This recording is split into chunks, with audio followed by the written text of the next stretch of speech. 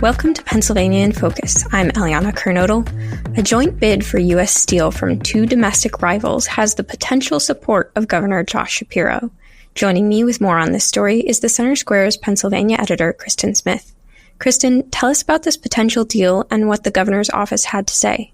Cleveland-Cliffs wants to buy U.S. Steel in partnership with Nocur, which is based in North Carolina. And they want to do this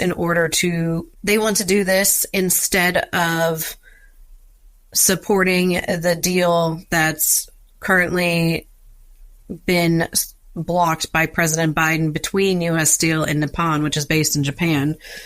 And this deal, if went through, would keep U.S. Steel domestically owned and operated, which has been the wish of President Biden and President-elect Trump and the union and a lot of lawmakers on both sides of the aisle.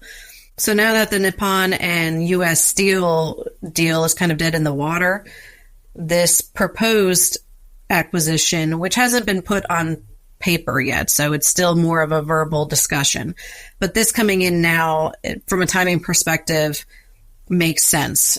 From Governor Josh Shapiro's perspective, he has not been on the record as to whether or not he supports U.S. Steel and Nippon joining forces. But he did come out after Cleveland-Cliffs' announcement that they would be creating a formal offer to say that he could support it because he's heard things from Cleveland-Cliffs that were hopeful, such as keeping U.S. Steel's headquarters in Pittsburgh.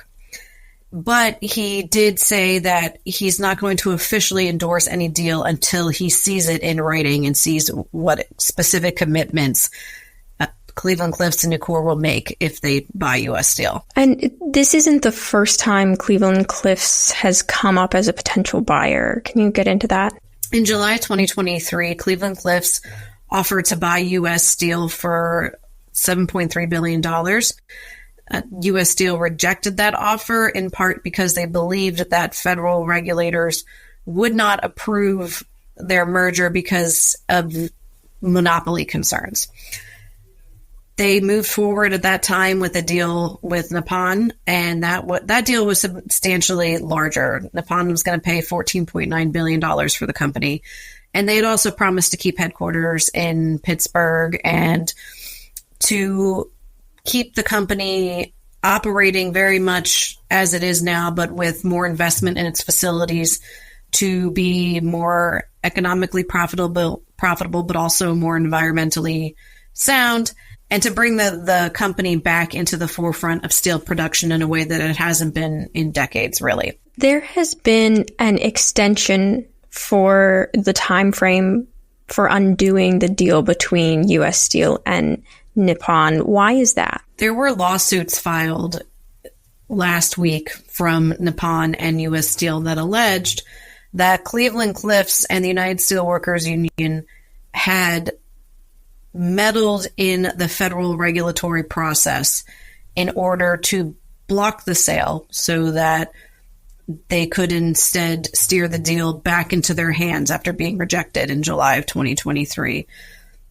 The regulatory process that U.S. Steel is referencing has to do with a federal commission that analyzes international mergers, business mergers, and gives the green light on whether it's a good idea or not. So what is unusual in this situation is that this commission did not offer an opinion one way or the other on the Nippon-U.S. Steel deal. And in fact, left it to President Biden, who has been long on the record that he was against this deal. And so him coming out and blocking it in early January made sense. But because of this lawsuit, they decided to, instead of having the companies unwind the deal by the end of January, now they have to unwind by the end of June. And that will give the legal process some time to play out. There's also supporters who are hoping that they can take this time to convince Donald Trump that he should support the buyout between Nippon and U.S. Steel and stop this process in its tracks and let the merger go through.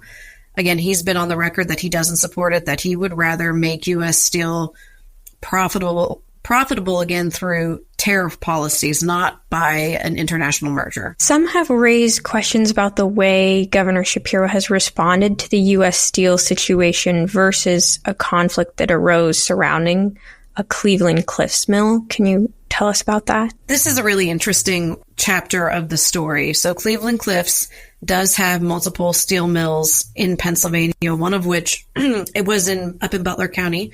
They make a very specific kind of steel that is used for power generators, and because of a pending regulation, federal regulation, that type of steel was no longer going to be used. And so therefore this plant would be closed down because they could no longer produce the steel, and about 1,300 people were going to lose their jobs. In this case, Shapiro, went front and center. He went to bat for this Cleveland-Cliffs plant and really pressured the Biden administration to back away from the regulation. And they did. And so the plant was saved. The jobs were saved. This was a very public fight. This was something that he was on board with from day one. He wasn't concerned one way or the other about the impression of where he stood. He seemed very confident and firmly standing behind Cleveland-Cliffs and preventing this regulation from happening. And that was unfolding at the same time as Nippon and U.S. Steel negotiations, which he's been in the background about. He says that he has been working with the companies and the union and the federal government for the last year, and that he's been negotiating with them and bringing all the parties at the table to see if they can work something out or to figure out what the best path forward would be. But he has not come out on the record of whether he supports that sale or not. And his argument or his explanation is that it's not up to him, it was up to Biden, and that this Nippon U.S. Steel situation is not as clear-cut as the Cleveland-Cliffs situation because there was no regulation for him to stand up against. This is a merger. It's a lot more complex, and the benefits, and the risks are a lot harder to parse out at the end of the day. So therefore, he didn't feel it wasn't as easy of a situation, let's just say, for him to step in and say, this is the right thing to do. He doesn't feel at this point that he knows what the right thing to do. But then you contrast that with his response to Cleveland-Cliffs' new offers, and critics are, they're wary, they're suspicious, and they're frankly just not pleased with Shapiro and how he's been handling this ongoing situation. Well, Kristen, thank you for your insights on this story. Listeners can keep up with this story and more at thecentersquare.com.